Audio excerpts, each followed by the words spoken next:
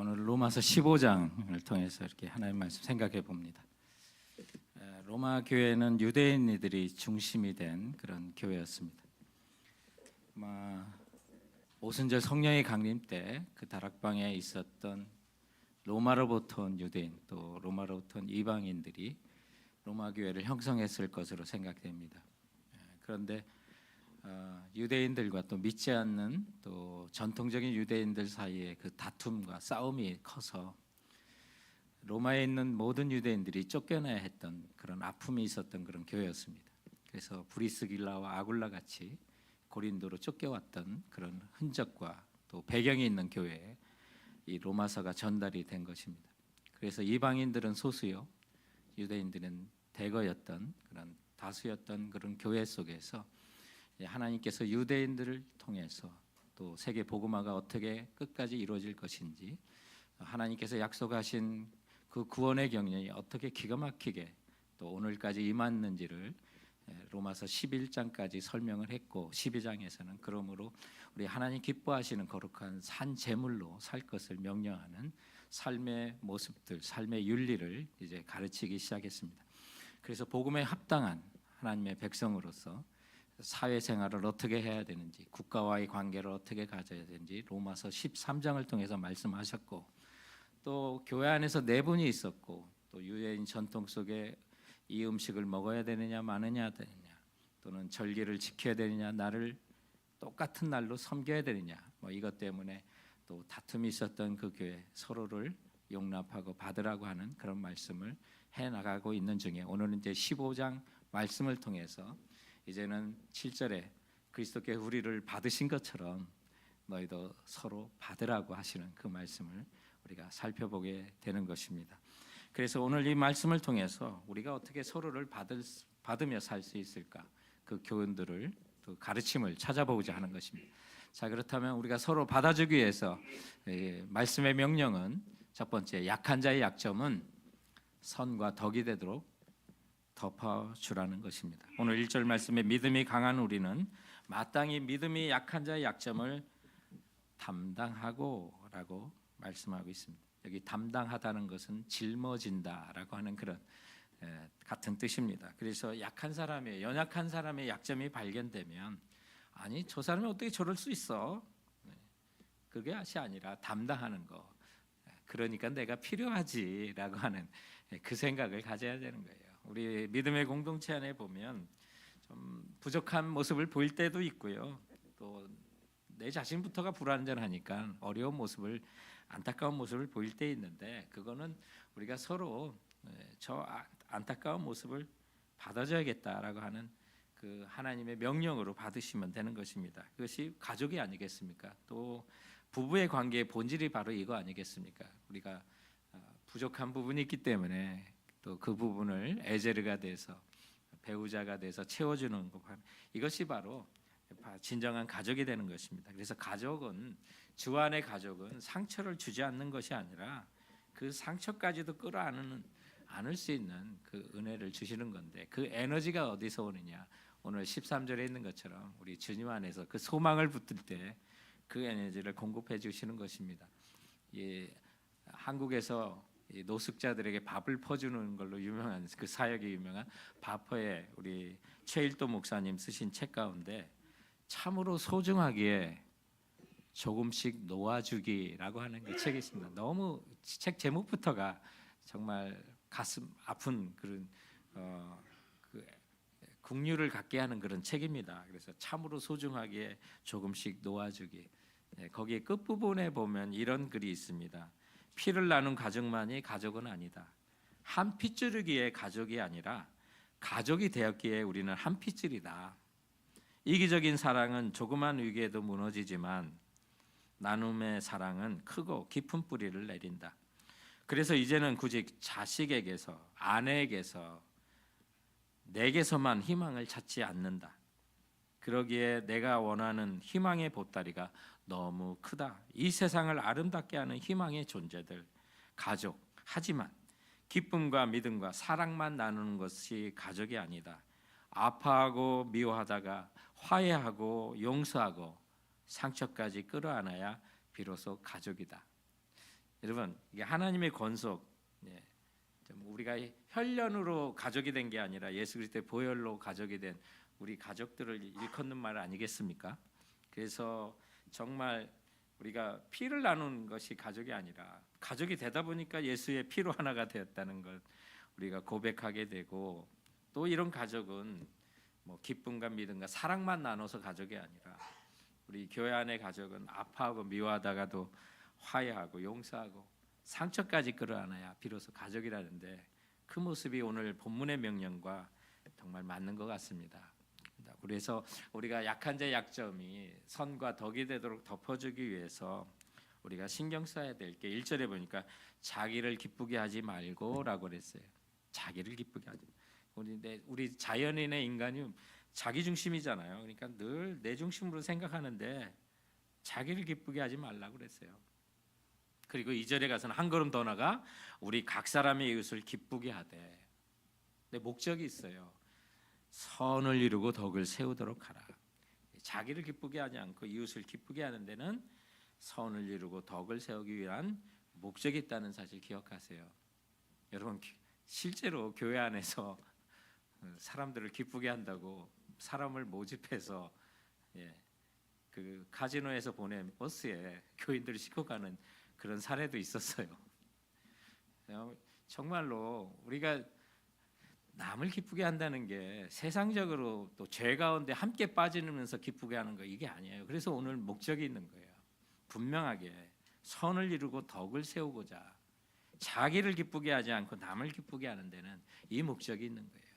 그러므로 보면 우리가 서로 정말 친하게 돼서 즐기는 일들이 참 많이 있지만 그게 선을 이루고 덕을 세우는 건가? 이거 정말 돌아봐야 되는 거죠. 그래서 우리가 상대방을, 나를 기쁘게 하지 않고 이웃을 기쁘게 하고 약한 자의 약점이 보이는 서로 덮어줄 때 그 목적이 뭐냐? 그게 중요한 거예요. 선과 덕이 되도록. 그래서 이번 마땅히 이게 뭐 정말 그러기 위해서 우리가 끊임없이 그리스도를 바라봐야 되는 거예요.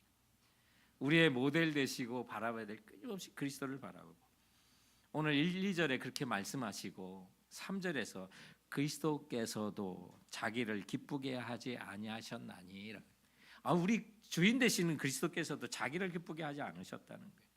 예수님이 십자가를 지실 필요가 있었나요? 아니에요. 빌라도도 예수님 죄가 없다고 하셨어요. 그런데도 왜 그 길을 가셨어요? 자신이 십자가를 지실 필요가 없었지만 저와 여러분들을 위해서 십자가를 지신 거예요. 우리의 약점을 주님께서 친히 담당하셨어요. 그리고 오늘 본문에 보면 마땅히 약한 자의 그 부족함을 우리가 서로 짊어지라고 하는데, 마땅히라고 하는 그 단어가요, 그 원어가 오테일 로멘이라고 하는 단어가 빚지다, 의무가 있다라는 그 말이에요. 그래서 마땅이라는 말을 바꿔도 돼요. 우리는 빚졌으니까 우리는 의무가 있다라고 바꿔도 되는 그 말이에요. 당연히 누구를 생각해요? 예수 그리스도를, 그분에 대한 은혜를 생각하고, 그러면 끊임없이 그리스도를 바라고 약한 자를, 약점을 덮어주시되 선과 덕을 위하여 덮어주시기 바랍니다. 그래서 이런 공동체가 하나님 기뻐하시는 공동체가 되는데, 그러다 보면 참 상대방의 그 어려움을 많이 받다 보면, 약점을 뒤집어 쓰다 보면 내가 상처받을 수 있어요. 내가 힘들어질 수 있어요. 그러나 믿음의 눈으로 보시면 그게 하나님 나라 기둥이 되어가는 거고, 정말 흔들리지 않는 우리의 삶이 되는 거죠. 그 페루에 가면 쿠스코라고 하는 도시가 있습니다. 산 위에 있는 그 도시인데, 여기가 잉카의 수도였어요. 잉카 제국의 수도였는데, 항상 그 스페인이 통찰했던 그 도시들 보면 광장이 있잖아요.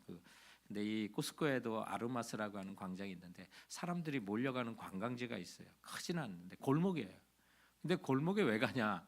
저 돌 하나 보려고 가는 거예요. 저기서 기념사진 찍고. 저 돌이 12각이에요. 이름이 12각돌이라고 하는 이제 이름을 갖고 있어요. 구석구석에 이제 모난 부분이 있는데, 근데 그 모난 부분에 돌들이 면도날 하나 들어가지 않을 정도로 촘촘하게, 공간이 안 들어 하나하나 꽉 차게 그 기둥을 이루고 있는, 벽을 이루는 그 장면이에요. 그 12각도리라고 하는 게 유명한 거예요. 근데 저 지역이 지진이 많은 지역이에요. 그래서 돌로 진 저 지역에 보면 무너진 흔적을 보는 것이 이제 그 관광이에요. 거기서 좀 더 가면 마추픽추가 있는 거고요. 그러면 기억나시죠? 그 집들이 다 무너져요. 근데 저기가 왜 안 넘어지냐? 저런 돌들이 서로 담당을 하고 서로 모난 부분이 서로 맞아가서 그런 거예요. 우리 교회 안에 진정한 공동체는 뭐 정말 둥글둥글한 사람만 있는 게 아니라 상대방의 모난 부분이 나의 들어간 부분하고 서로 맞아가는 거, 나의 또 모난 부분이 상대방의 들어간 부분하고 맞춰서 하나가 될 때, 저게 수백 년의 지진 속에 흔들리지 않고 견뎠다는 아주 유명한 벽이에요. 그런 거 보면 우리 그리스도인들도 마찬가지예요. 손해 보는 것 같고 내가 이 사람의 모난 부분 맞춰주다 보면 정말 한없이 억울한 것 같지만 어느새 내가 흔들리지 않는 사람 돼요. 수많은 환경과 도전 속에서도 내가 그것을 견딜 수 있는 이유가 뭘까? 상대방의 약점을 감당하다 보니까, 내가 그것을 채워주다 보니까 어느덧 내가 흔들리지 않는 것이 있고, 내가 흔들릴 수가 있는데 나를 붙들어주는 또 다른 지체들이 있어서 흔들리지 않는 거예요. 그러나 나 혼자 살겠다고 늘 구석에 있는 사람들이 그래서 넘어지는 거고, 사탄도 그런 사람을 유혹하고 넘어뜨리는 거예요. 사랑하는 성도 여러분, 정말 내가 연약한 자의 약점을 담당하는 게 손해보는 것 같이 생각돼도 그렇지 않습니다. 그것이 여러분을 위하는 길이고, 여러분이 주님의 나라의 기둥이 되어가고, 수많은 환난과 아픔 속에서도 흔들리지 않는 하나님의 백성이 된다는 사실 기억하시고, 상대방의 약점이 보이거든 선과 덕을 위하여 덮어주시는 여러분 되시기 바랍니다. 오늘 말씀을 통해서 또한 우리가 너희도 서로 받으라고 하셨는데, 어떤 면에서 받냐면, 두 번째로 비방에는 인내와 성경의 위로에서 소망을 찾으세요. 비방을 들을 때 아이고 즐겁다 하는 사람이 누가 있어요? 그런 사람이 이상한 사람이지. 비방을 들으면 힘들어요. 그래서 오늘 본문에 보니까 인내하라고 말씀하셨어요. 누가 나를 비방하면 먼저 인내하시면 돼요. 참으셔야 돼요. 그러나 결국은 우리를 위로하는 게 하나님의 말씀이에요. 성경의 말씀에서 위로 찾으시고, 또 우리 능력의 주님으로부터 소망을 찾으라고 말씀하고 있어요. 오늘 이 4절에도 그렇고 또 13절에도 우리의 진정한 위로와 소망이 주님으로부터 온다는 말씀을 하세요. 3절과 4절 말씀을 읽어드리면, 그리스도께서 자기를 기쁘게 하지 아니하셨나니 기록된 바 주를 비방하는 자들의 비방이 내게 미쳤나이다 함과 같으니라. 무엇이든지 전에 기록된 바는 우리의 교훈을 위하여 기록된 것이니 우리로 하여금 인내로 또는 성경의 위로로 소망을 가지게 함이니라. 여기 남을 헐뜯고 욕하는 그 비방, 예수님께서 이것을 당하셨다는 거예요. 근데 오늘 이 본문에 보니까 기록된 바. 여러분, 로마서 15장 이 말씀이요, 구약 성경 내용 다 그대로 갔다는 거예요. 그 인용이에요. 13절까지 다 그 인용이에요. 그래서 그 말씀이 얼마나 신실하게 이루어졌는지, 또 앞으로 우리에게 하시는 약속이 얼마나 신실하게 이루어질 건지, 그것을 구약 배경으로 살아온 유대인들이 많은 로마 교회에 사도 바울이 의도적으로 율법을 이용해서 이 말씀을 하고 있는 거예요. 그런데 예수님께서 이 땅에 오셨을 때 정말 비방하는 자들의 비방이 내게 미쳤나이다 하신 그 주님, 그때는 바리새인과 서기관들, 대제사장들의 예수님께서 그런 비방을 견디시고 참으셨어요. 한 방에 그들을 복수할 수 있는 능력이 있는 분이에요. 오늘 이 말씀도 시편 69편 9절이 그대로 이루어졌다는 거예요.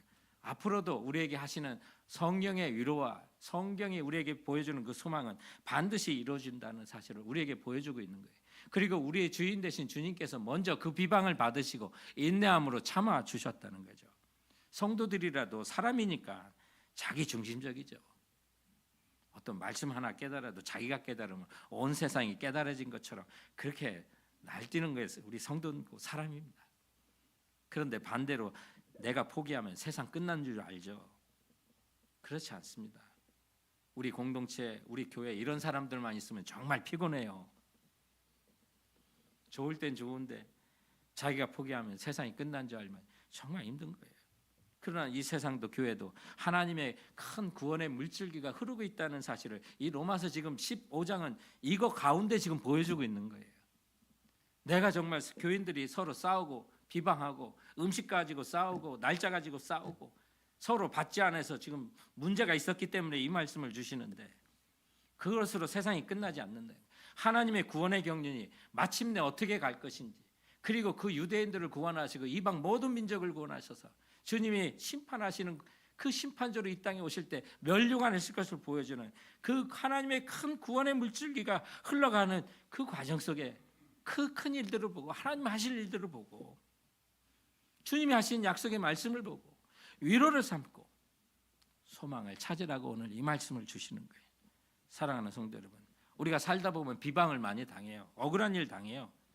그런데 우리의 소망이 어디 있어요? 우리의 소망은 예수님께 있는 거예요.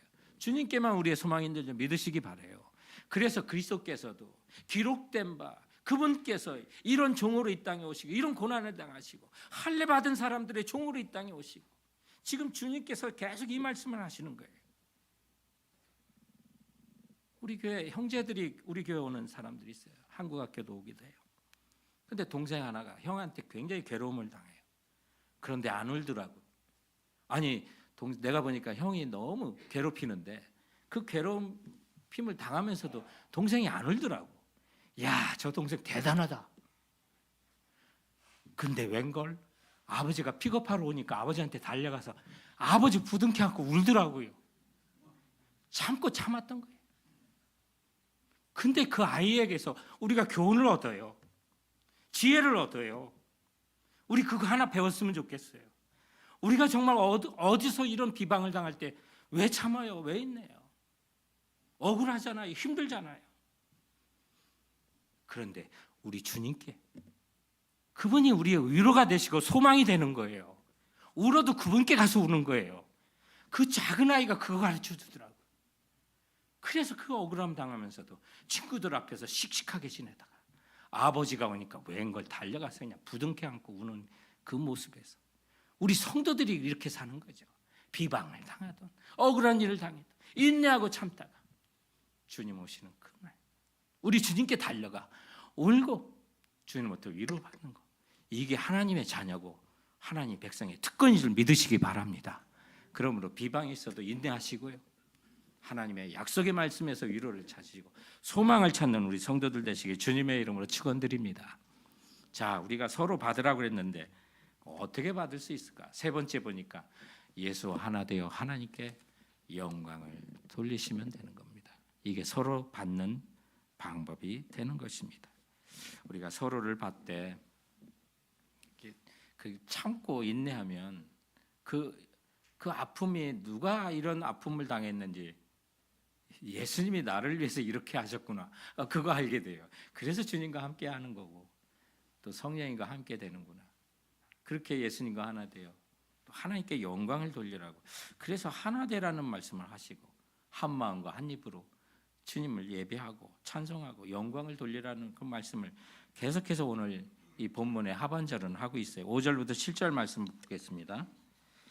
이제 인내와 위로의 하나님이 너희로 그리스도 예수를 본받아 서로 뜻이 같게 하여 주사 한 마음과 한 입으로 하나님 곧 우리 주 예수 그리스도의 아버지께 영광을 돌리게 하려 하노라. 그러므로 그리스도께서 우리를 받아 하나님께 영광을 돌리신과 같이 너희도 서로 받으라. 여기 보니까 예배를 드려도 우리가 한 마음과 한 입으로 예배 드려야 되고 하나가 돼도 한 마음. 그런데 그렇게 하나가 되는 이유가 뭐냐? 우리 주 예수 그리스도 아버지께 영광을 돌리게 하기 위함이다. 또 7절에도 그러므로 그리스도께서 우리를 받아 하나님께 영광을 돌리신. 자, 그러면 우리가 하나 되는 이유가 있구나. 하나님께 영광을 돌리는 거구나. 그것도 주님이 우리를 받으신 것처럼 항상 우리가 하나 되고 서로를 받는 그 출발점은 그리스도예요. 우리 예수님이 교회의 모퉁이 돌이 되고 교회의 출발점은 예수님이고 우리들의 삶의 그 기둥도 시작도 예수님이에요. 그래서 그리스도께서 우리를 받으신 것처럼 우리도 형제 자매들 서로 받고, 그리고 나아가 하나님께 영광을 돌리는구나. 자, 그러면 하나님께 영광 돌린다는 게 뭐냐? 왜 우리가 하나 돼야 되냐? 우리가 하나 돼서 뭐 하겠냐? 정치를 하겠어요? 뭘 하겠어요? 그리스도인이 하나 되는 이유가 있어요. 오늘 본문을 보니까 우리가 서로를 받아주고 하나가 되는 이유는 하나님께 영광을 돌리기 위한데, 그 영광을 돌리기 위한 방법이 뭐냐? 열방의 구원을 위한 거예요. 그 말씀을 하시는 거예요. 8절, 9절, 10절, 12절 계속 그 말씀을 하시는 거예요. 예수님께서도 십자가에 지시기 전에 제자들을 위해서 기도하시면서 마지막 하셨던 그 기도가 요한복음 17장에 있는데 20절로부터 그 말씀에 보면 우리의 하나됨을 위해서 계속 기도하셨어요. 그 기도를 다시 한번 여러분께 들려드리면, 아버지께서 내 안에 내가 아버지 안에 있는 것 같이 저들도 다 하나가 되어 우리 안에 있게 하사 세상으로 아버지께서 나를 보내신 것을 믿게 하옵소서. 여기 사명이 하나 나옵니다. 또 보니까 아버지께서 내 안에 계셔 저희로 온전함을 이루어 하나가 되게 하려 함은 아버지께서 나를 보내신 것과 또 나를 사랑하신 것 같이 저희도 사랑하시는 것을 세상으로 알게 하려 함이로소이다.